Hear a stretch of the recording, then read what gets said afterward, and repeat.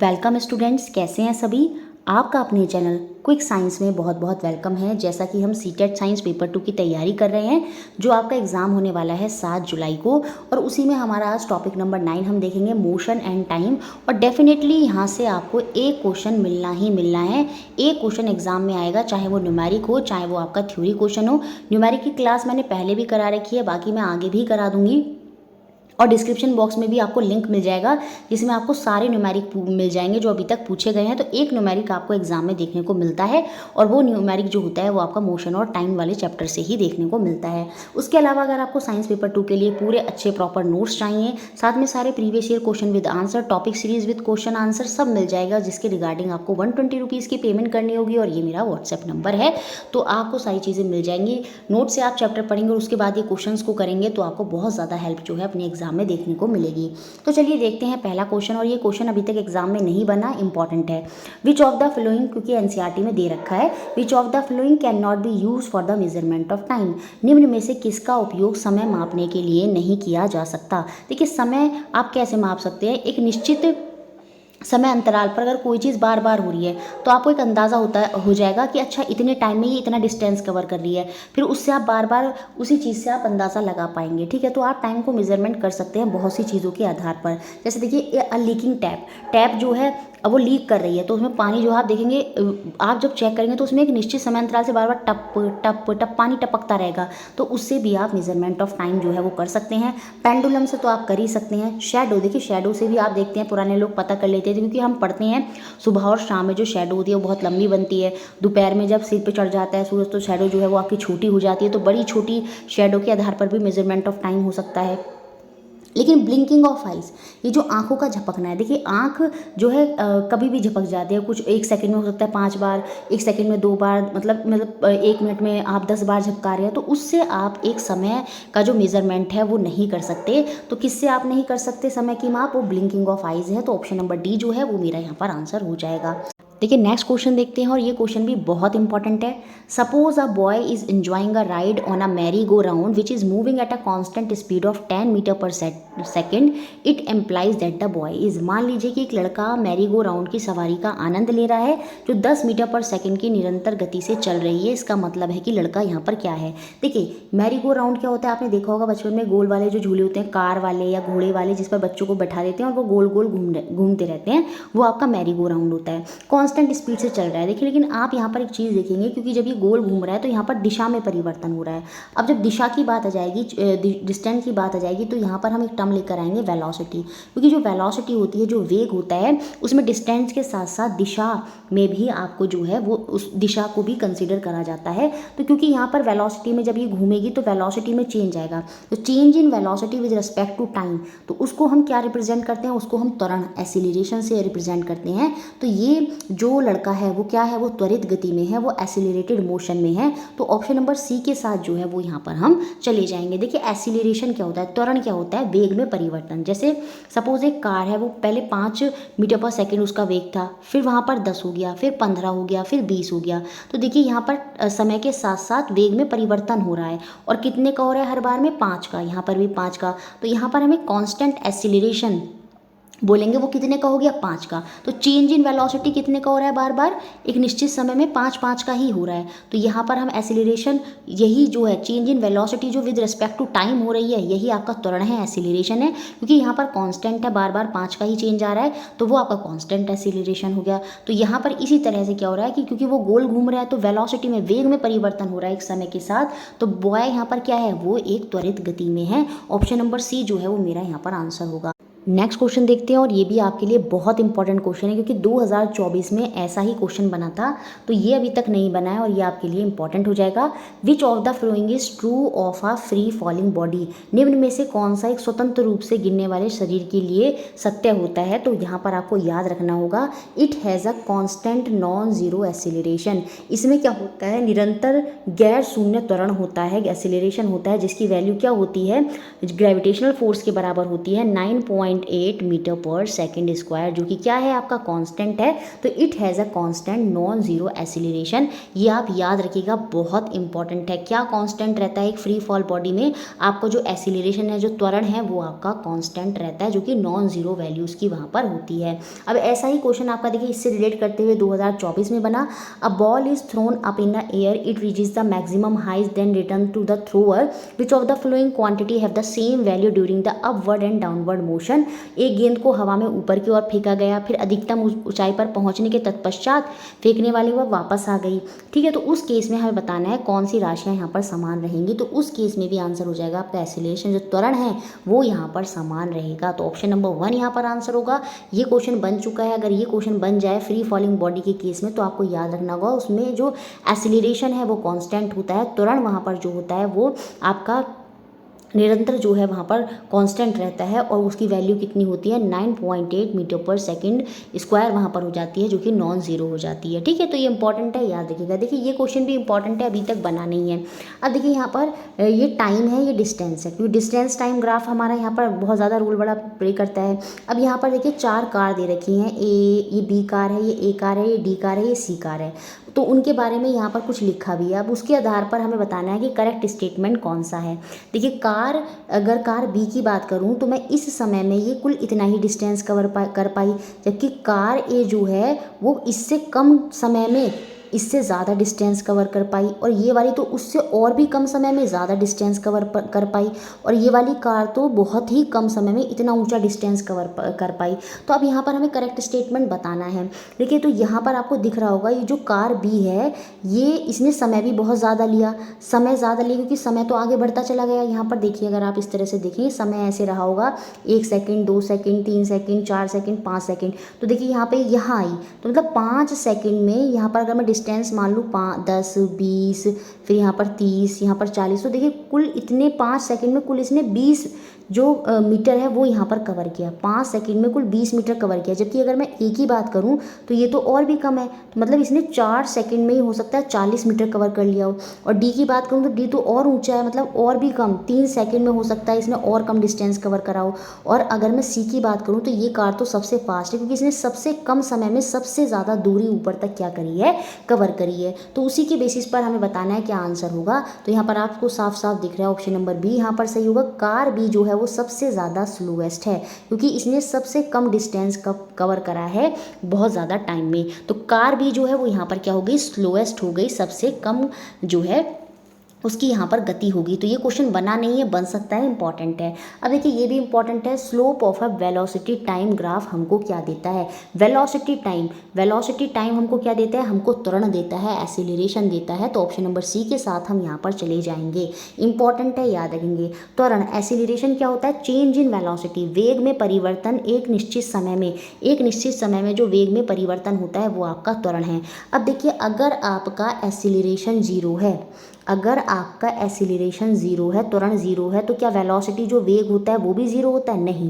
देखिए वेग वहाँ पर कांस्टेंट हो सकता है। जैसे कोई कार है वो 10 मीटर पर सेकंड के वेग से चल रही है और 10 मीटर पर सेकंड के वेग से ही चली जा रही है, तो वेलोसिटी वेग वहाँ पर ज़ीरो थोड़ी है। लेकिन अगर मैं त्वरण एसिलरेशन की बात करूँ तो वो क्या होता है, चेंज इन वेलोसिटी, वेग में परिवर्तन, वो तो कुछ हो ही नहीं रहा, वो 10 रह रहा है, थोड़े टाइम बाद भी 10 है और 10 में से 10 माइनस करेंगे तो 0। तो वहाँ पर एसिलरेशन, त्वरण जो है वो 0 हो सकता है। तो कभी कभी क्वेश्चन पूछ लेता है अगर त्वरण 0 है तो क्या वेग भी 0 होगा? देखिए जरूरी नहीं है, अगर त्वरण 0 है तो वेग आपका जो है वो कांस्टेंट हो सकता है। तो ठीक है, ये चीज़ें भी आपको याद रखनी होंगी। तो वेलोसिटी टाइम ग्राफ आपका क्या देता है, एसिलरेशन देता है, त्वरण जो है वो वहाँ पर देता है। अब जैसे डिस्टेंस टाइम ग्राफ आपसे पूछ ले वो क्या देता है, तो वो आपका स्पीड देता है। वो क्या देता है, वो आपका स्पीड देता है, distance time graph, simple.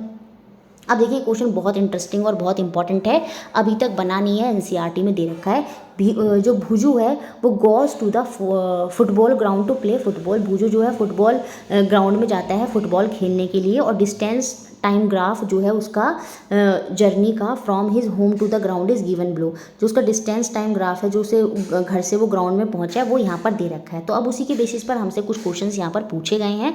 What does the graph between point B and C about the motion of भुजू।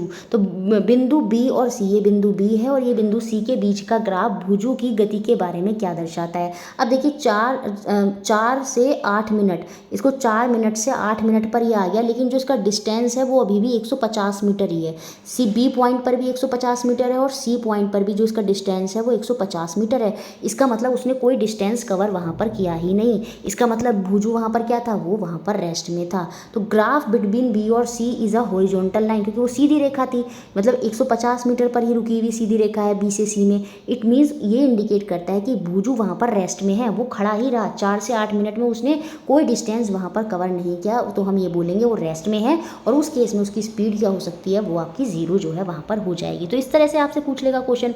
अब देखो क्वेश्चन दूसरा क्या पूछ रहा है इसमें, is the motion between 0 to 4 kilometre is uniform और नॉन यूनिफॉर्म। क्या 0 से 4 मिनट, 0 से 4 मिनट यहाँ पर है के बीच की जो गति है वो समान है या गैर समान है। तो साफ साफ दिख रहा है वो गैर समान है। आप देखेंगे एग्जैक्ट सीधी लाइन नहीं, एग्जैक्ट सीधी लाइन तो बिल्कुल ऐसे मिलती, यहाँ पर देखिए गैप आ गया है 4 पर आके, यहाँ पर भी टेढ़ी सी लग रही है। तो ये यहाँ पर यूनिफॉर्म मोशन नहीं है। यूनिफॉर्म मोशन तब होता है जब ये सीधी एग्जैक्ट रेखा होती जो हमें दिख नहीं रही है। आप बहुत ध्यान से देखेंगे तो ये सीधी नहीं है, तो यहाँ पर ये मोशन कैसा हो जाएगा आपका, गैर जो है समान हो जाएगा, नॉन यूनिफॉर्म मोशन जो है हमें देखने को मिलेगा। तो इस तरह से भी क्वेश्चन पूछ लेगा। फिर देखिए सी में क्या क्वेश्चन बना है, what is his speed between 8 and 12 minute of his journey. उसकी यात्रा की 8 से 12 मिनट के बीच की गति कितनी है। 8 से 12 मिनट के बीच की उसकी स्पीड पूछा है। स्पीड क्या होता है, total distance upon total time. 8 से 12 मिनट में उसने कितने मिनट कवर करे, 4 मिनट कवर करे। और उसने डिस्टेंस कितना कवर करा, किस पॉइंट से पूछ रहा है, 8 से 12, 8 से यहाँ 12, तो यहाँ पर डिस्टेंस कितना था 150 और यहाँ पर डिस्टेंस कितना है 225। तो इनको इसको माइनस कर देंगे तो आपको पता चल जाएगा कितना निकल कर आ गया 75। तो जो उसने डिस्टेंस कवर किया वो यहाँ पर 75 कवर किया कुल। बस इन दोनों को क्या करेंगे, हम डिवाइड कर देंगे 75 की 4 से, तो यह आ जाएगा 18.75 मीटर पर मिनट जो है वो वहाँ पर उसने क्या करा है, जो हमसे स्पीड पूछी थी वो निकल कर आ जाएगी। तो इस तरह से देखिए क्वेश्चन आपके बन सकते हैं। इंपॉर्टेंट है ये वाला क्वेश्चन और मुझे लगता है क्लियर हुआ होगा। अब देखिए इस तरह से क्वेश्चन आपसे पूछ लिया जाएगा, एक आपको क्या कहते हैं ग्राफ दे देगा और आपसे क्वेश्चन पूछेगा, क्योंकि ऐसा क्वेश्चन बना है, ये नहीं बना पर ऐसा बना है। Plot a distance time graph of a tip of a second hand of a clock bye selecting 4 points on x axis, और उससे जो उसने डिस्टेंस कवर करा गया वो वाई एक्सिस में। ठीक है, अब यहाँ पर circumference of the circle trace by the second has in 64 centimetre. ये आपको घुमाने के लिए एक्स्ट्रा लाइन यहाँ पर ऐड कर दी है। सिंपली आपको डिस्टेंस टाइम ग्राफ जो है यहाँ पर प्लॉट करना है। अब देखिए टाइम अगर मैं देखूँ, पहले 15 था, फिर 30 हो गया, मतलब हर 15 सेकेंड, फिर यहाँ पर 45 हो गया, फिर 15 सेकंड का गैप आया, फिर यहाँ पर 15 सेकंड का। हर 15 सेकंड के गैप में डिस्टेंस भी आप देखेंगे वो इक्वल ही कवर हो रहा है। फिर 16 का कवर हो रहा है, फिर 16 का कवर हो रहा है, फिर 16 का कवर हो रहा है। अगर इक्वल डिस्टेंस इक्वल टाइम में कवर होता है तो वहाँ पर कांस्टेंट स्पीड जो है वो हमें देखने को मिलती है। तो यहाँ पर देखिए इस तरह से ये यहाँ पर ऐसे कवर हुआ, 32 में भी 30, देखिए इस तरह से ग्राफ जो है बन जाएगा। तो ये आपका एक स्ट्रेट लाइन जो है हमें देखने को मिलेगा। तो ग्राफ हम यहाँ पर इस तरह का ड्रॉ कर देंगे। 4 ऑप्शन में 4 ग्राफ दे देगा तो उसमें ये वाला ऑप्शन आप वहाँ पर सही कर देंगे। अब देखिए इस तरह का ही क्वेश्चन देखिए एग्जाम में बना था 2023 में। यहाँ पर 2 टेबल दी थी डिस्टेंस टाइम की। अब उनके बेसिस पर हमसे पूछा गया था, 4 ऑप्शन दे दिए थे, बताइए क्या होगा। A will have the greater slope than B, जो स्लोप बनेगा दोनों का। अब अगर मैं दोनों के केस में देखूं तो देखिए पहले डिस्टेंस क्या था 0 था, फिर यहाँ पर क्या हो गया 10 हो गया, फिर 20 हो गया, फिर 30 हो गया। तो मतलब इक्वल डिस्टेंस बढ़ रहा है और इक्वल ही टाइम है। पहले 0 था, फिर 1, फिर 2, एक एक का गैप आया जा रहा है। तो यहाँ पर भी स्ट्रेट लाइन बनेगी। सेम अगर मैं इस केस में भी देखूँ तो यहाँ पर भी आप देखेंगे पहले 30 है, फिर 60 है, फिर 90, लेकिन इक्वल है, 30-30 का अंतराल है। सेम ऐसे ही यहाँ पर टाइम में देखूँ तो पहले वो 3 है, फिर 6 है, उसको ऊपर नीचे कर लेंगे, सॉरी डिस्टेंस को मैंने नीचे कर दिया, डिस्टेंस को हम इधर कर लेंगे, टाइम को हम इधर कर लेंगे, लेकिन गैप जो है वो इक्वल है। यहाँ पर भी कितने का गैप है 30-30 का, और यहाँ पर भी कितने का गैप है 3-3 का। तो मतलब इक्वल चल रहा है, और जब इक्वल चलता है तो यहाँ पर इस तरह से जो है वो बनते चले जाते हैं और वहाँ पर भी स्ट्रेट लाइन बन जाती है। तो दोनों के केस में ही आपको क्या है, स्ट्रेट लाइन जो है वो देखने को मिलेगी। तो यहाँ पर हम ये कह सकते हैं slope A and B will be equal. तो दोनों जो स्लोप हैं, दोनों जो ढलान है वो क्या होंगे, वो दोनों के दोनों ही बराबर होंगे। थर्ड ऑप्शन यहाँ पर सही होगा। अगर इक्वल डिस्टेंस इक्वल टाइम में ही कवर हो रहा है बार बार, तो वहाँ पर जो लाइन बनती है, याद रखेंगे, वो स्ट्रेट लाइन वहाँ पर देखने को मिलती है, और दोनों ही केस में ऐसा हो रहा है। अब देखिए ये क्वेश्चन है, न्यूमेरिक क्वेश्चन मैंने एक डाल दिया, एनसीईआरटी में दे रखा है। ऐसे बहुत सारे क्वेश्चन आपके एग्जाम में पूछे गए हैं, और जो न्यूमेरिक वाली क्लास कराई थी मैंने, उसमें आपको काफ़ी क्वेश्चन जो है वो मैंने कराए थे। अब देखिए भुजू जो है वॉक करता है to his school which is at a distance of 3 kilometre. अपने घर से स्कूल जाता है जो कि कितने किलोमीटर की दूरी पर है, 3 किलोमीटर की दूरी पर है। 30 मिनट उसे जाने में लगे, स्कूल पहुंचा, उस स्कूल में जाके पता चला स्कूल बंद है, तो वो वापस आ गया अपनी साइकिल से कितने टाइम में, 20 मिनट में। 20 मिनट में आ गया और जाने में उसको 30 मिनट लगे। तो यहाँ पर हमसे पूछ रहा है उसकी औसत चाल, एवरेज स्पीड, औसत गति कितनी होगी किलोमीटर पर आवर में, वो हमको यहाँ पर बतानी है। तो आपको पता है औसत चाल क्या होती है, total distance upon total time, कुल दूरी बटे कुल समय। तो कुल दूरी यहाँ पर कितनी होगी, जाते हुए भी 3 किलोमीटर लगे, आते हुए भी 3 किलोमीटर लगे, तो कुल दूरी जो यहाँ पर हो जाएगी वो तो आपको पता है वो कितनी हो जाएगी, 6 किलोमीटर हो जाएगी। टाइम जो कि मिनट में दे रखा है उसे हम घंटे में कर लेंगे। अब उसको जाते हुए तो 30 मिनट लगे, मतलब आधा घंटा लगा। आते हुए उसको 20 मिनट लगे, मतलब 20 की डिवाइड अगर मैं 60 से कर दूँ तो कितना आ जाएगा, 1/3 आ जाएगा। तो आते हुए उसे अगर मैं घंटे में लूँ इसको, तो 1/3 उसको टाइम लगा। अब जब आप इनका एलसीएम लेंगे तो क्या आ जाएगा, ये 5/6 हो जाएगा, 5/6 हो जाएगा। तो इस केस में 6 जो है वो ऊपर चला जाएगा और 5 नीचे रह जाएगा। अब यहाँ पर इनकी मल्टीप्लाई करेंगे, 6 6 36 अपॉन 5 हो जाएगा, और इनको कट कर देंगे, 5 7 35 और 5 2 10, मतलब जो आपकी एवरेज स्पीड निकल कर आ गई वो कितनी आ गई, 7.2 आ गई। ऑप्शन नंबर बी जो है वो मेरा यहाँ पर आंसर हो गया। अब देखिए ये क्वेश्चन भी इंपॉर्टेंट है, एनसीईआरटी में दे रखा है, सिंपल पेंडुलम इज ऑसिलेटिंग, दोलन गति यहाँ पर हो रही है। देखिए इस तरह से जब ऐसे गति होती है तो वो आपकी एक पीरियोडिक मोशन, एक पीरियड में इस तरह से जब गति होती है अप डाउन या इस तरह से ऊपर नीचे बार बार एक निश्चित समय में हो रही, तो वो आपकी दोलन गति होती है, ऑसिलेशन मोशन होता है, जो कि हमें सिंपल पेंडुलम में देखने को मिलता है। तो पॉइंट ए से बी के बीच में बता रहा है, is the motion of the Bob is uniform और नॉन यूनिफॉर्म। ये जो बॉब है, ये जो लोलक है, इसकी गति कैसी है, यूनिफॉर्म है या नॉन यूनिफॉर्म है। देखिए यहाँ पर जब हम जाएंगे बहुत तेज़ी से ही आएगा, स्पीड बहुत ज़्यादा होगी। फिर यहाँ जब नीचे से ही ऊपर जाएगा तो आपको पता है थोड़ा टाइम लगेगा, स्पीड यहाँ पर कम हो जाएगी। स्पीड में यहाँ चेंज हो रहा है, कांस्टेंट स्पीड यहाँ पर नहीं रह रही है, और जब स्पीड यहाँ पर कांस्टेंट नहीं है तो यहाँ पर ये मोशन कैसा होगा, ये आपका नॉन यूनिफॉर्म होगा। तो यहाँ पर आंसर हो जाएगा आपका, अगर 4 ऑप्शन दे तो वहाँ पर हम नॉन यूनिफॉर्म में जो है वो उसको टिक कर देंगे।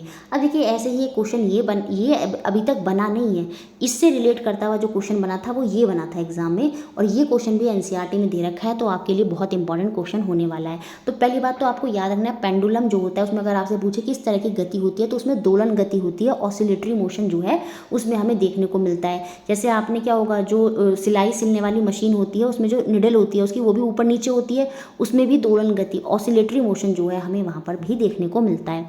अब देखिए ये क्वेश्चन क्या है, ये आपका लोलक है, इस तरह से ये यहाँ से यहाँ आया होगा, फिर ये यहाँ से यहाँ आया होगा, फिर ऐसे ही यहाँ से यहाँ गया होगा, फिर वापस ऐसे आया होगा, फिर ऐसे गया होगा, फिर आया होगा, फिर ऐसे गया होगा।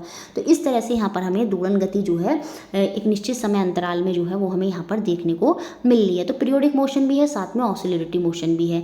अब यहाँ पर ये बता रखा है, time taken by the bob to move from A to C, A से सी में आने में जो टाइम लगता है वो T1 लगता है, सी से ओ में आने में जो टाइम लगता है वो T2 लगता है।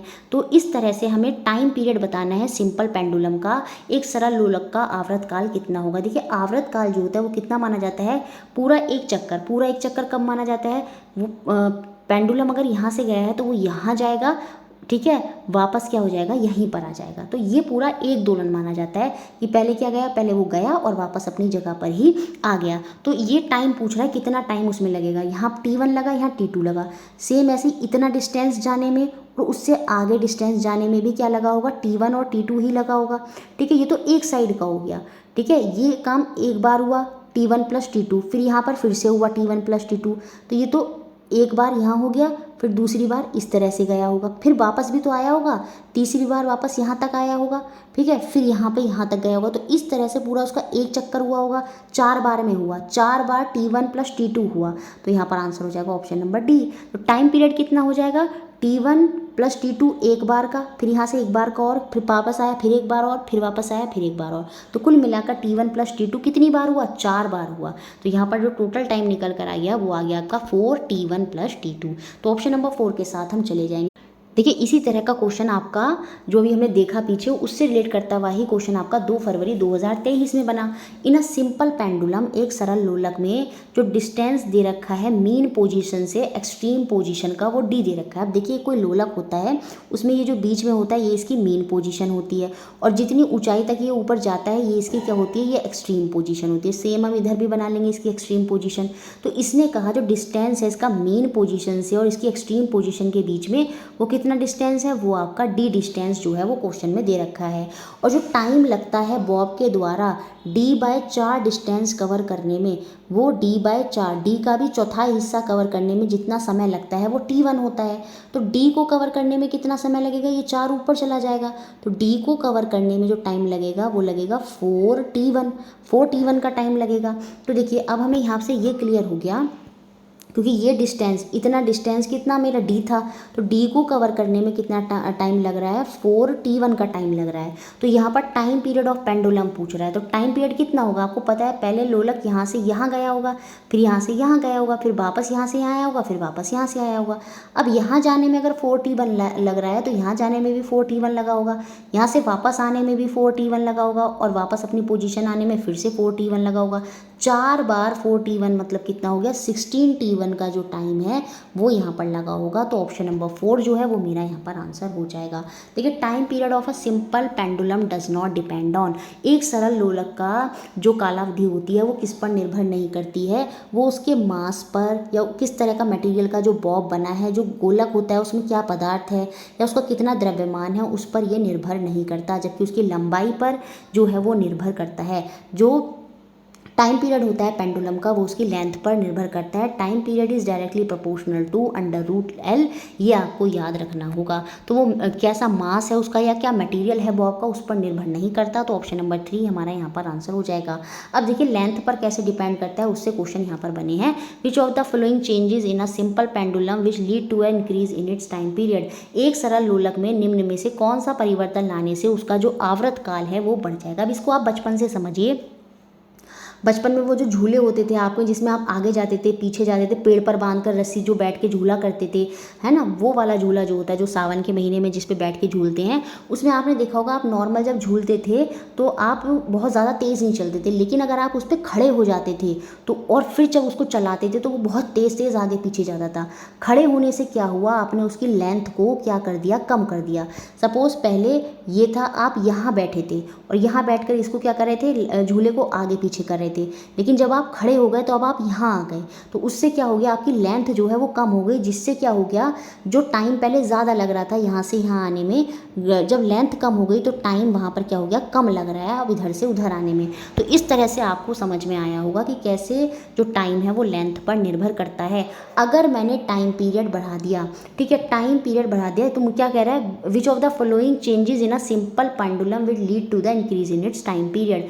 टाइम पीरियड को बढ़ाने में लिए, अभी यहाँ से यहाँ जाने में मुझे बहुत टाइम लग रहा था, लेकिन अगर मुझे टाइम पीरियड को बढ़ाना है तो मुझे क्या करना होगा। देखिए अगर टाइम पीरियड घटाने के लिए तो हम क्या कर रहे थे, पहले जैसे हम झूले पर बैठे थे तो उसको इधर से इधर आने में बहुत समय लग रहा था, ठीक है, तो वो हम खड़े हो गए, उस पर खड़े होने से हमने क्या करा, उसकी लेंथ को कम कर दिया, तो समय वहाँ पर घट गया, तो इजीली वो आगे पीछे हो रहा है। तो हमें उसके समय को बढ़ाना है तो हम उसकी लेंथ को क्या कर देंगे, और बढ़ा देंगे। लेंथ को अगर आप ज़्यादा बढ़ा देंगे तो उसको आगे पीछे जाने में बहुत ज़्यादा समय लग जाएगा। तो अगर हमें टाइम पीरियड को बढ़ाना है तो हमें उसकी लेंथ को भी क्या करना होगा, लंबाई में भी वृद्धि करनी होगी। और बाकी ये तो याद रखना है कि टाइम पीरियड जो होता है वो डायरेक्टली प्रोपोर्शनल होता है किसके, √L के।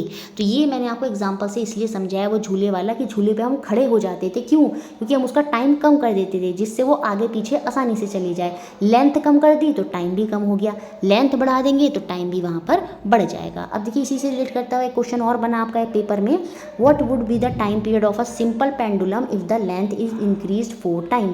एक सरल लोलक की आवर्त काल पर उसकी लंबाई चौगुनी कर देने पर क्या प्रभाव पड़ेगा। देखिए टाइम पीरियड के पर क्या पड़ेगा, लेंथ को 4 कर दिया है ना, √4 हो गया, तो टाइम पीरियड कितना हो जाएगा, दुगना हो जाएगा, इट विल बिकम ट्वाइस। तो ऑप्शन नंबर 2 के साथ हमें चले जाएंगे, क्योंकि √4 की वैल्यू कितनी होगी, 2 होगी, तो वो ट्वाइस हो जाएगी।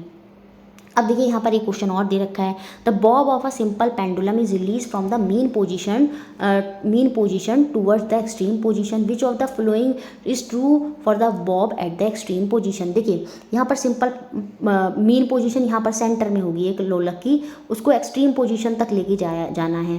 तो यहाँ पर जब वो एक्सट्रीम पोजीशन पे पहुँच गया तो यहाँ आने पर उसकी क्या वैल्यू 0 हो जाएगी। देखिए यहाँ पर क्या हुआ, उसकी स्पीड बढ़ती चली गई, बढ़ती चली गई, बढ़ती चली गई, यहाँ आकर स्पीड जो है वो मैक्सिमम हो गई। पे। लेकिन एक पॉइंट यहाँ पर ऐसा आएगा कि जहाँ स्पीड 0 हो जाएगी ताकि वो फिर से क्या हो जाएगा, वापस नीचे की तरफ आ जाएगा। तो इस एक्सट्रीम पोजीशन पर पहुँचने पर बॉब की क्या वैल्यू 0 हो जाती है, वहाँ पर उसकी जो स्पीड है, जो चाल है, वो शून्य हो जाती है और फिर वो वापस नीचे की तरफ आ जाता है। तो यहाँ पर जो होता है, एक पहली बात तो आप याद रखें, यहाँ पर काइनेटिक एनर्जी जो है वो 0 है, लेकिन ऊपर आकर यहाँ पर सबसे मैक्सिमम एनर्जी इकट्ठी हो गई तो यहाँ पर पोटेंशियल एनर्जी मैक्सिमम होती है। ये पॉइंट भी आपको याद रखना होगा। मीन पोजीशन पर काइनेटिक एनर्जी जो होती है वो 0 होती है, लेकिन एक्सट्रीम पोजीशन पर जो आपकी पोटेंशियल एनर्जी होती है, याद रखेंगे, वो मैक्सिमम होती है। मीन पोजीशन पर वो पोटेंशियल एनर्जी सबसे कम होती है। ठीक है, ये पॉइंट भी आपको एक्स्ट्रा में याद रखने होंगे। अब देखिए मोशन को लेकर एक क्वेश्चन और है। In which of the following cases of motion are the distance moved and the magnitude of displacement equal. गति के निम्नलिखित में से किसमें तय की गई दूरी और विस्थापन का परिणाम बराबर होगा। देखिए दूरी और विस्थापन में क्या अंतर होता है। दूरी तो आप कोई भी डिस्टेंस आपने कवर कर लिया है, जैसे ये गोला था, यहाँ से यहाँ गए तो ये यहाँ से यहाँ गए, ये आपने दूरी कवर कर ली। लेकिन विस्थापन क्या होता है, शॉर्टेस्ट दूरी, सबसे कम दूरी जो होती है वो विस्थापन होता है। एक जगह एक चीज़ को यहाँ से यहाँ जाने में, अब जैसे देखिए इस तरह से समझिए, जैसे मैं ऐसे चली यहाँ पहुँच गई तो ये तो मेरा डिस्टेंस हो गया। एक इसका शॉर्टकट तरीका भी है कि जैसे यहाँ तक गई मैं, एक इसका शॉर्टकट तरीका भी कि मैं यहाँ से सीधा यहाँ चली गई। तो ये जो शॉर्टेस्ट दूरी होती है ये डिस्प्लेसमेंट होता है, ये विस्थापन होता है। और एक जो नॉर्मल हम दूरी चल रहे हैं वो आपका डिस्टेंस है, दूरी है। ठीक है, तो ये अंतर होता है दोनों में। तो यहाँ पर ये पूछ रहा है कि किस केस में डिस्टेंस और विस्थापन दोनों बराबर होंगे। जब आप सीधी रेखा में चल रहे होंगे, when a car is moving on a straight line, जब आप सीधी सड़क पर चल रहे होंगे उस केस में, आप सीधे सीधे जा रहे हैं तो उस केस में डिस्टेंस भी यही है और विस्थापन में भी शॉर्टेस्ट दूरी भी यही होगी। तो जब आप सीधे चलेंगे तो उस केस में डिस्टेंस और डिस्प्लेसमेंट, दूरी और विस्थापन दोनों ही क्या होते हैं, आपके बराबर होते हैं। तो ऑप्शन नंबर 1 जो है वो मेरा आंसर हो जाएगा। अब देखिए ये क्वेश्चन एनसीईआरटी में दे रखा है। A particle is moving in a circular path of radius R. एक सर्कुलर पाथ पर पार्टिकल मूव कर रहा है जिसकी रेडियस आर है। Displacement after a half circle, half circle यहाँ कंप्लीट होने पर तो डिस्प्लेसमेंट कितना होगा, यहाँ से यहाँ तक। देखिए तो हम ऐसे वाली दूरी नहीं काउंट करेंगे, शॉर्टेस्ट दूरी, तो वो क्या होगी, यहाँ से यहाँ तक आने में ये आर है तो ये आर भी हो जाएगी। तो शॉर्टेस्ट जो है वो आपका दूरी, वही डिस्प्लेसमेंट होती है, वही विस्थापन होती है, वो कितना हो जाएगा, वो आपका 2r हो जाएगा। तो ऑप्शन नंबर 3 के साथ, ऑप्शन नंबर सी के साथ हम यहाँ पर चले जाएंगे, वो 2r हो जाएगी। अब देखिए इस तरह का क्वेश्चन भी आपके एग्जाम में पूछा गया है, कभी पूछ लिया जाए टेबल की फॉर्म में। बहुत ईजी क्वेश्चन होते हैं। एक समय देता रहता है और एक आपको किलोमीटर दे देता है कि जैसे एक कार है वो इतने समय में, उसके अंदर जो ऑडोमीटर था, ऑडोमीटर क्या करता है, कार की जो दूरी है वो बताता है। स्पीडोमीटर जो होता है वो कार की स्पीड बताता है। तो इतना उसमें इतने रीडिंग थे, 10 बजे उसमें इतने रीडिंग हो गए। तो 8 से 10 बजे के बीच में मतलब 2 घंटे कार चली और उसमें शुरू में इतने रीडिंग आ रहे थे किलोमीटर में, बाद में इतने हो गए। इसका मतलब अगर हम इसमें से इसको माइनस कर दें तो हमें ये पता चल जाएगा कि 2 घंटे में कार ने कितनी दूरी कवर की। तो यहाँ पर हम 2 रखेंगे और 11 में से आपका 4 माइनस करेंगे तो वो 7 हो जाएगा। तो 72 किलोमीटर की जो दूरी है कार ने, आपको यहाँ से साफ पता चल गया कि 72 किलोमीटर की दूरी जो है कार ने 2 घंटे में कवर की। अब स्पीड आपसे पूछ रहा है, स्पीड ऑफ द व्हीकल पूछ रहा है, वो भी किस में, मीटर पर सेकेंड में। अभी तो हमारा यहाँ पर क्या दे रखा है, ये घंटे और किलोमीटर में दे रखा है। तो स्पीड हमारी किलोमीटर पर आवर में निकल के आई। वो कितनी आएगी, जब आप इसको कट करेंगे तो वो आपका कितना हो जाएगा, 36 किलोमीटर पर आवर। तो ये किलोमीटर घंटे में निकल कर है। अब इसे मीटर में कन्वर्ट करने के लिए इसकी मल्टीप्लाई कर देंगे 5/18 से। 18 2 जा 36 और 5 2 जा 10। तो मीटर पर सेकंड में जो इसकी स्पीड हो जाएगी वो 10 हो जाएगी। मतलब ऑप्शन नंबर 1 आंसर हो जाएगा। लेकिन अगर किलोमीटर पर आर में पूछता तो आंसर ऑप्शन नंबर 4 हो जाता, 36 हो जाता। अब देखिए ऐसे ही क्वेश्चन और बना है, बहुत इजी क्वेश्चन है, 2022 में बना था। A cyclist travel 260 metre in 2 minute. तो उसकी स्पीड बतानी है, किसमें, मीटर पर सेकंड में। 260 मीटर जा रहा है 2 मिनट में, 1 मिनट में 60 सेकंड, 2 मिनट में कितने होंगे, 120 सेकंड, क्योंकि सेकंड में हमें बतानी है। 120 सेकंड होगा, यहाँ पर कट करेंगे इसकी टेबल में, ये 3 टाइम कट हो जाएगा। तो आंसर कितना जाएगा, 3 मीटर पर सेकेंड। मतलब ऑप्शन नंबर 3 के साथ हम यहाँ पर चले जाएंगे। अब देखिए इस तरह के क्वेश्चन भी जो हैं यहाँ पर एनसीईआरटी में बनते हैं, जिसमें आपको एक फॉर्मूला याद रखना होगा, frequency is equal to oscillation upon time, दोलन बटे समय। वो किसके बराबर होता है, आवृत्ति के बराबर होता है। अब देखिए क्वेश्चन में यहाँ पर क्या दिया, एक ऑब्जेक्ट है जिस वाइब्रेटिंग एज 5000 हर्ट्ज। हर्ट्ज मतलब उसकी फ्रीक्वेंसी की वैल्यू यहाँ पर दे दी है, वो कितनी है, 5000 है। टाइम पीरियड पूछ रहा है तो वो कितना होता है, 1/t होता है। ऑसिलेशन को अभी अगर हम यहाँ पर छोड़ दें तो फ्रीक्वेंसी क्या हो जाएगा आपका वो हो जाएगा 1/t के बराबर। ठीक है, तो टाइम पीरियड यहाँ पर हमसे पूछ रहा है, टी को नीचे ले जाए, ऊपर ले जाएंगे और 5000 को नीचे ले आएंगे, तो वहाँ से हम टाइम पीरियड की वैल्यू निकाल सकते हैं 1/5000। ठीक है, क्योंकि हमको पता है फ्रीक्वेंसी क्या है, 1/t है। टी को ऊपर कर देंगे तो फ्रीक्वेंसी नीचे आ जाएगी, वो 1/f हो जाएगी। यही हमने यहाँ पर करा। 1/5 की वैल्यू कितनी होगी आपको पता है, वो आपकी वैल्यू कितनी होगी, 0.2 होगी। 3 जीरो और हैं तो मतलब 3 जीरो और खिसक जाएंगे, 0.0002। इस तरह से हमारा ये आंसर निकल कर आ गया टाइम पीरियड, जो हमें ऑप्शन नंबर सेकंड में देखने को मिल रहा है। अब देखिए सेम ऐसी क्वेश्चन है, फ्रीक्वेंसी यहाँ पर हमको दे रखी है 2 हर्ट्ज़, ऑसिलेशन पूछ रहा है आपसे और टाइम आपको दे दिया 16 सेकंड। तो ये ऊपर चला जाएगा, 16 2 जा कितना हो जाएगा, 32 हो जाएगा। तो वो हमारे दोलन निकल कर जाएंगे, ऑसिलेशन। क्योंकि आपको फॉर्मूला पता है, फ्रीक्वेंसी क्या होती है, आवृत्ति क्या होती है, दोलन बटे समय, ऑसिलेशन अपॉन टाइम। तो क्वेश्चन में फ्रीक्वेंसी और टाइम दे रखा था, आपने उससे दोलन ऑसिलेशन जो है वो निकाल लिए। सेम ऐसी ये क्वेश्चन है, ऑसिलेशन हमसे पूछ रहा है, फ्रीक्वेंसी हमसे पूछ रहा है, ऑसिलेट करता है 30 बार कितने समय में, 3 सेकंड। 30 दोलन करता है 3 सेकंड में, तो फ्रीक्वेंसी कितनी होगी, दोलन बटे समय मतलब 30/3, तो वो कितना आ गया, वो 10 हर्ट्स आ गई। तो फ्रीक्वेंसी 10 हर्ट्स एकमात्र सेकंड ऑप्शन में दे रखी है। और टाइम पीरियड आपको पता है वो क्या होता है, 1/फ्रीक्वेंसी मतलब 1/10, तो उसकी वैल्यू कितनी हो जाएगी, 0.1 सेकंड हो जाएगी। तो ऑप्शन नंबर सेकंड के साथ हम चले गए।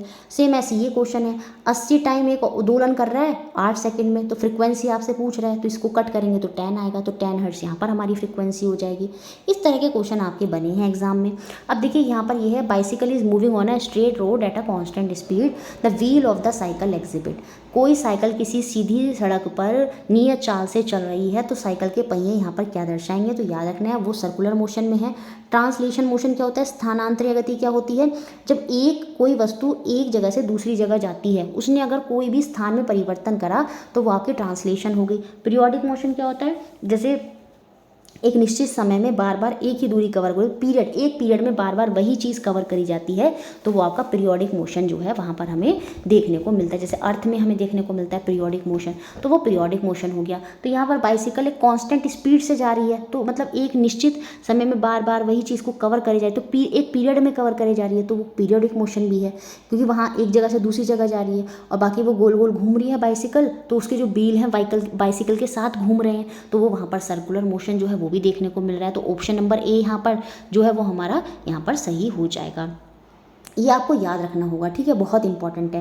देखिए सर्कुलर और रोटेटरी मोशन में अंतर होता है। एक होता है रोटेटरी मोशन, रोटेट करना क्या होता है, जब आप अपने ही एक्सिस पे घूमते हैं। जैसे मैं आपसे कहूँ अबाउट टर्न, तो आप जब अबाउट टर्न करेंगे तो आप अपने ही अंदर घूम जाएंगे। जब एक बॉडी अपने ही अंदर घूमती है तो वो क्या होता है, वो रोटेटरी मोशन होता है। लेकिन जब एक बॉडी अपनी बॉडी, जैसे सपोज आपने हाथ में क्या करा, धागे में एक कंकड़ बांध के उसको घुमाना कर दिया, तो आप अपने हाथ से कंकड़ को धागे में बांध कर जब घुमा रहे हैं, तो वो कंकड़ जब घूम रहा है तो वो सर्कुलेटरी मोशन है, क्योंकि वो बाहर घूम रहा है। ठीक है, आपकी बॉडी नहीं, आप अपनी बॉडी से उसे घुमाने की कोशिश कर रहे हैं, तो वो सर्कुलर है। लेकिन जब आप अपनी ही बॉडी को घुमा रहे हैं तो वो रोटेटरी मोशन हो जाता है। तो ये अंतर होता है सर्कुलर और रोटेटरी मोशन है। पीरियोडिक मोशन एक पीरियड के बाद बार बार वही दूरी कवर करें, जैसे यहाँ से यहाँ गए, फिर यहाँ से यहाँ, तो वही फिर यहाँ से वापस यहाँ आ गए, फिर वापस यहाँ। तो आप यहाँ पर क्या कर रहे हैं, जब एक सीधी रेखा में आप जा रहे हैं तो वो रेक्टिलिनियर मोशन होता है, मतलब रेक्टिलिनियर वहाँ पर मोशन देखने को मिलता है। जब आप सीधे जाते हैं स्ट्रेट लाइन में अगर आप जा रहे हैं तो वो रेक्टिलिनियर मोशन है। साथ में आप जा रहे हैं, वापस आ रहे हैं, फिर वापस ऐसे ही जा रहे हैं, तो वो एक निश्चित पीरियड में आप बार बार ऐसे ही आए जा रहे हैं, तो वो पीरियोडिक मोशन भी वहाँ पर हो जाता है। और दोलन गति तो मैंने आपको बताई दी थी, ठीक है। तो इस तरह से ये सारे मोशंस होते हैं जो अलग अलग तरीके के होते हैं। अब ये ग्राफ वाले क्वेश्चन है जो आपके एग्जाम में मोस्टली चांसेस है यहीं से ही बनेगा। ये 2023 के ऑफलाइन पेपर में क्वेश्चन बना था। स्ट्रेट लाइन आपको कब देखने को मिलेगी ग्राफ में, देखिए ग्राफ में दो तरीके से आपको स्ट्रेट लाइन देखने को मिलती है, एक तो इस तरीके से और एक ग्राफ में इस तरीके से।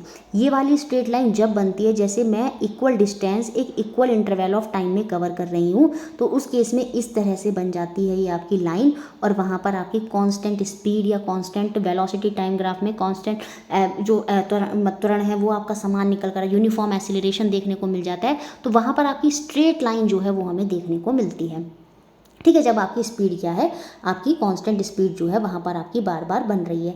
और दूसरा केस तब होता है जब आप कोई डिस्टेंस कवर ही नहीं कर रहे, समय तो बढ़ता जा रहा है लेकिन आप एक ही जगह पर हैं, तो उस केस में भी लाइन इस तरह से बन जाती है और ये लाइन भी क्या होती है, आपकी स्ट्रेट लाइन ही होती है। तो दो केस में आपकी स्ट्रेट लाइन बनती है, जब यूनिफॉर्म होता है या फिर जब वस्तु क्या होती है, रेस्ट पर होती है। तो यहाँ पर यही पूछा है स्ट्रेट लाइन कब बनेगा, distance time graph of a body at rest, विराम अवस्था में जब पिंड या जो वस्तु है वो क्या है, विराम अवस्था में। तो सीधी सी बात है, जब वो विराम अवस्था में है तो इस तरह से वो पैरेलल बन जाती है, किसके, टाइम के पैरेलल हो जाती है, लेकिन सीधी रेखा होती है।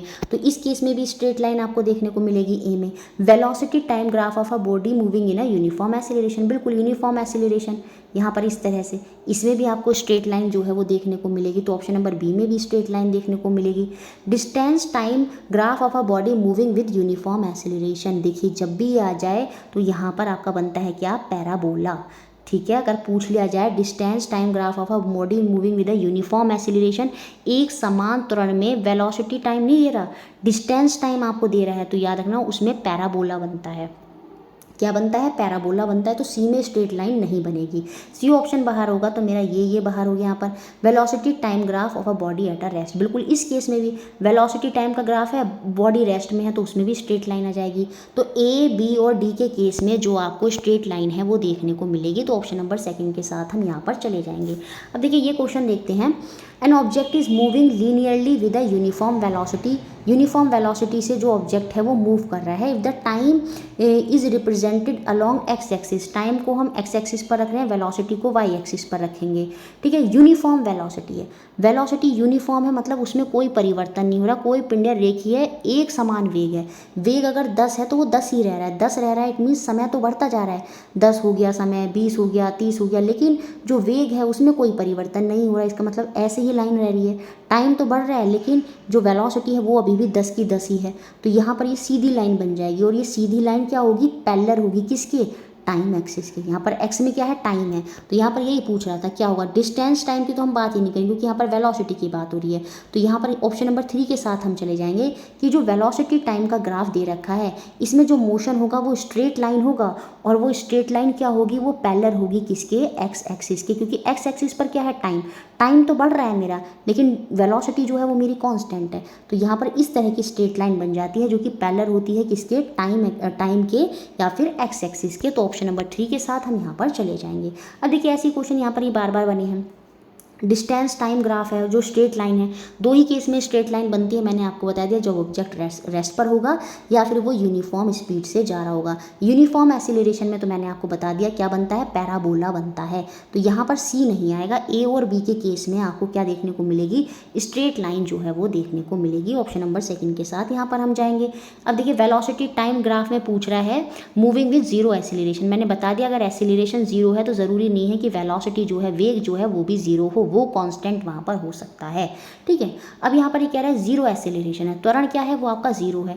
अगर वेलोसिटी टाइम आपका ग्राफ है, जीरो एक्सीलरेशन होता है तो याद रखेंगे उसमें जो स्ट्रेट लाइन बनती है वो कैसी होती है, क्योंकि जीरो एक्सीलरेशन है, वेग वेलोसिटी वहाँ पर कांस्टेंट होगी, क्योंकि मैंने अभी पीछे समझाया था जीरो एक्सीलरेशन ग्राफ में शून्य त्वरण तभी होता है जब वेलोसिटी क्या होती है, वेग क्या होता है आपका, कांस्टेंट होता है। क्योंकि आपको पता है एक्सीलरेशन त्वरण क्या होता है, वेग में परिवर्तन, और वेलोसिटी में कोई चेंज आ नहीं रहा, वो 10 है तो बाद में भी 10 है, और 10 में से 10 माइनस करेंगे तो जीरो हो जाएगी। तो उस केस में जो आपका त्वरण है, एक्सीलरेशन है, वो तो जीरो हो गया, लेकिन जो आपकी वेलोसिटी है, जो वेग है, वो आपका कांस्टेंट है, और वेग कांस्टेंट है तो सीधा आपको समझ में आ गया होगा वेलोसिटी टाइम ग्राफ में जो लाइन बनेगी वो कुछ इस तरह की बन जाएगी। मतलब समय तो बढ़ रहा है लेकिन वेलोसिटी वहाँ पर क्या है, आपकी कांस्टेंट। अगर वो 10 है तो 10 मीटर पर सेकंड ही है आपकी वेलोसिटी, वो कांस्टेंट रह रही है, तभी आपका त्वरण जो है, एक्सीलरेशन जो है वो जीरो होगा। तो उस केस में जो स्ट्रेट लाइन होती है वो पैरेलल होती है, किसके, टाइम एक्सिस के। टाइम एक्सिस के ये वाली लाइन जो है पैरेलल हो जाएगी। तो मतलब ऑप्शन नंबर सेकंड के साथ हमें यहाँ पर चले जाएंगे। ठीक है, ये क्वेश्चन मुझे लगता है आपको अच्छे से क्लियर हो गए हैं। देखिए इस तरह का क्वेश्चन बार बार बने एग्जाम में, तो मतलब ये इंपॉर्टेंट है। In which of the following cases the line depicting the distance time graph is parallel to the time axis. Distance time graph में पैरेलल वो कब होती है, जब ऑब्जेक्ट क्या होता है, वो रेस्ट में होता है। तो ऑप्शन नंबर 4 के साथ हम यहाँ पर चले गए। सिंपल क्वेश्चन है, अब आपको बहुत ईजी लग रहे होंगे। अब देखिए विच of the following option is correct about the distance time graph of an object moving with a constant speed. एक समान चाल से गति करती हुई वस्तु में दूरी समय आरेख में निम्नलिखित में से क्या सही होगा। क्या बोल रहा है आपसे, यहाँ पर बोल रहा है कांस्टेंट स्पीड। स्पीड क्या है, कांस्टेंट है। और चाल एक समान कब होती है, जब इक्वल डिस्टेंस इक्वल टाइम में जो है आप कवर करेंगे, उस केस में ही आपको देखने को मिलेगी कांस्टेंट स्पीड। तो कांस्टेंट स्पीड मतलब इक्वल डिस्टेंस 10, 20, 30, अगर समय भी इक्वल है और डिस्टेंस भी 10, 20, 30, मतलब इस तरह से अंतर जो है इनमें वो इक्वल है, ठीक है। तो उस केस में आप देखेंगे मैचिंग जब आप करेंगे तो इस तरह से लाइन बनती है, तो वो क्या होती है, वो आपकी स्ट्रेट लाइन बन जाती है कांस्टेंट स्पीड में। और उस केस में ये जो लाइन बनती है ये पैरेलल नहीं होती किसी के, ना ही ये पैराबोल होती है। पैराबोला तो कब बनती है आपकी, क्या होता है आपका, क्या होता है, यूनिफॉर्म एक्सीलरेशन होता है, उस केस में पैराबोला जो है वो हमें देखने को मिलता है। स्ट्रेट लाइन यहाँ पर क्या है, ना तो ये पैरेलल है एक्स एक्सिस के और ना ही ये पैरेलल है वाई एक्सिस के, ये कुछ इस तरह से जा रही है। तो ऑप्शन नंबर 3 के साथ जो है हम यहाँ पर चले जाएंगे। यह एक सीधी रेखा है जो ना तो एक्स और ना ही वाई अक्ष के समांतर है, क्योंकि ये कांस्टेंट स्पीड है तो उस केस में लाइन इस तरह की बन जाती है। क्योंकि अगर 5 सेकंड है, फिर ये 10 सेकंड है, ये 15 सेकंड है, और हर 5 सेकंड में ये 10 किलोमीटर कवर कर रही है, अगले फिर 5 सेकंड में ये 10 किलोमीटर कवर कर रही है, मतलब 20 पे आ गई, फिर अगले 5 सेकंड में इसने अगले 10 किलोमीटर करे 30, तो मतलब एक निश्चित समय पे निश्चित दूरी ही बार बार कवर कर रही है, तो वो कांस्टेंट स्पीड है। और उसमें लाइन कुछ इस तरह की होती है, ना तो वो पैरेलल होगी एक्स एक्सिस की और ना ही वो समांतर होगी वाई एक्सिस के। तो ऑप्शन नंबर 3 के साथ हम यहाँ पर चले जाएंगे। और इस तरह से हमने ये कुछ इंपॉर्टेंट क्वेश्चंस देखे, मुझे लगता है आपको ये अच्छे से क्लियर होंगे। क्वेश्चन पूरे चांसेस हैं कि आपको ग्राफ वाले से ही देखने को मिल जाए। ग्राफ वाला सेक्शन क्लियर हो गया होगा, ऊपर से मैंने जो पेंडुलम वाले क्वेश्चन कराए वो क्लियर हो गए होंगे। आपसे मोशन वगैरह के बारे में पूछ लेगा, जैसे पंखे का जो है एनसीईआरटी में एग्जांपल दे रखा है, मूविंग व्हील जो है वो सर्कुलर मोशन में ही आता है। तो इस तरह से छोटी छोटी चीज़ें हैं जो आपसे पूछ सकता है एग्जाम में, और मुझे लगता है अब सारी चीज़ें आपको क्लियर हो गई होंगी। वीडियो अच्छा लगता है लाइक करें, शेयर करें और चैनल से बने रहें।